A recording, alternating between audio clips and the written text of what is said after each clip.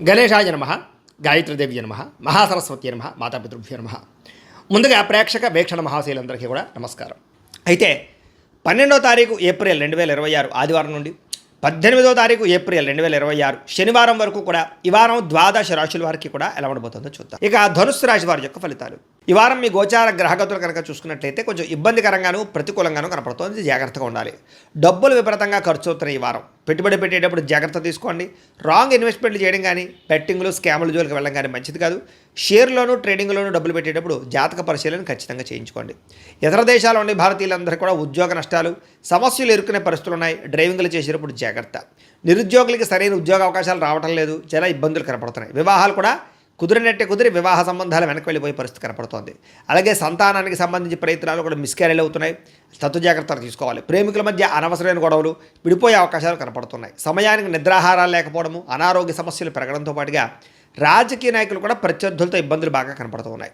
Cinema TV media రంగాల వారికి అనవసరమైన ప్రాజెక్టులు ఎంచుకోవడము, తప్పుడు మార్గాలు అన్వేషించడంతో పాటుగా అపజయాలయ్యే అవకాశాలు, కొంచెం పెద్దగా హిట్లు లేకపోవడం కనపడుతోంది. భార్యాభర్తల మధ్య సమస్యలు, తగాదాలు, గొడవలు, కుటుంబ వివాదాలు కనపడుతున్నాయి. ప్రతిభకు తగ్గ గుర్తింపు లేకపోవడము, పెట్టుబడులు తగ్గ లాభాలు లేకపోవడము, వ్యాపారస్తులకి నష్టాలు కనపడుతున్నాయి. అప్పులు ఇవ్వడం కానీ అప్పులు తీర్చుకోవడం కానీ ఈ వారం పెద్దగా కలిసి రావడం లేదు. ఎవరినైనా సరే నమ్మి మోసపోయే అవకాశాలు ఉన్నాయి కాబట్టి ఎవరిని నమ్మకండి. పరపురుష పరస్త్రీ వ్యామోహాలు, వివాహేతర సంబంధాలు, కామకోరికలు బాగా పెరిగిపోతున్నాయి. జాగ్రత్త. కష్టపడకుండా డబ్బులు రావాలనుకుని చేసేటటువంటి నిర్ణయాలు కానీ తప్పుడు పనులు కానీ మిమ్మల్ని బాగా ఇబ్బందులకు గురి చేస్తే వాటికి దూరంగా ఉండండి. ప్రభుత్వ ఉద్యోగస్తులకి లేదా రకరకాల ఉద్యోగస్తులకి ఐటీ దాడుల ప్రభావం కనపడుతోంది. వ్యాపారస్తులు కూడా జాగ్రత్తగా మీ యొక్క ట్యాక్స్ పరమైనటువంటి వ్యవహారాలు జాగ్రత్తగా చూసుకోవాలి. అలాగే నోరు జారడం వల్ల, మాట జారడం వల్ల గొడవలు తగాదాలు కనపడుతున్నాయి. శారీరక కోరికలు పెరిగిపోవడం వల్ల తప్పులు చేసే అవకాశం కనపడుతుంది. వ్యసనాల బారిన పడే అవకాశం ఎక్కువ కనపడుతుంది. చిన్న అనారోగ్య సమస్యలు వేధించడం కానీ, మద్యపాన ధూమపాన వ్యసన పనులకు ప్రమాదాలు, శస్త్రచికిత్స అవకాశాలు కానీ కనపడుతున్నాయి. ముఖ్యంగా మిమ్మల్ని బాగా ఇష్టపడేవారిని, ప్రేమించే వాళ్ళ మీదే తిరిగి కోపడడం కానీ, వాళ్ళని దూరం చేసుకునే అవకాశాలు ఉన్నాయి. కాబట్టి కుటుంబ సభ్యులతోటి, అన్నదమ్ములతోటి, అక్క చెల్లెళ్ళతోటి లేదా పిల్లలతోటి లేదా భార్యాభర్తల మధ్య జాగ్రత్తలు తీసుకోవాలి. చెడు స్నేహితుల వల్ల, వ్యసనాల వల్ల పాడే అవకాశం ఉంది. జాగ్రత్త. పరపురుష పరస్త్రీ వ్యామోహాలు, జోదము, కఠినంగా మాట్లాడడము, కోపంగా దురుసుగా మాట్లాడడం వల్ల నష్టాలు ఉన్నాయి. జాగ్రత్తగా ఉండాలి. అనవసరమైన పనులు చేయడం వల్ల కూడా టైం వేస్ట్ అవుతుంది. ఈ వారం నిద్ర సరిపోకపోవడం వల్ల, సమయానికి భోజనం చేయలేకపోవడం వల్ల, వ్యాయామం సరిగ్గా చేయలేకపోవడం వల్ల అనారోగ్య సమస్యలునే జాగ్రత్తగా ఉండాలి. విద్యార్థులకి ప్రేమ వ్యవహారాలు, కామకోరికలు పెరిగిపోవడంతో పాటుగా చదువు పట్ల ఆసక్తి తగ్గడము, సరైన ఏకాగ్రత లేకపోవడం వల్ల చదువులో ఇబ్బందులు కనపడుతున్నాయి. ఉద్యోగస్తులకి ఉద్యోగ కార్యాలయాల్లో ఎంత కష్టపడినా సరైనటువంటి ఫలితం కనబడటం లేదు.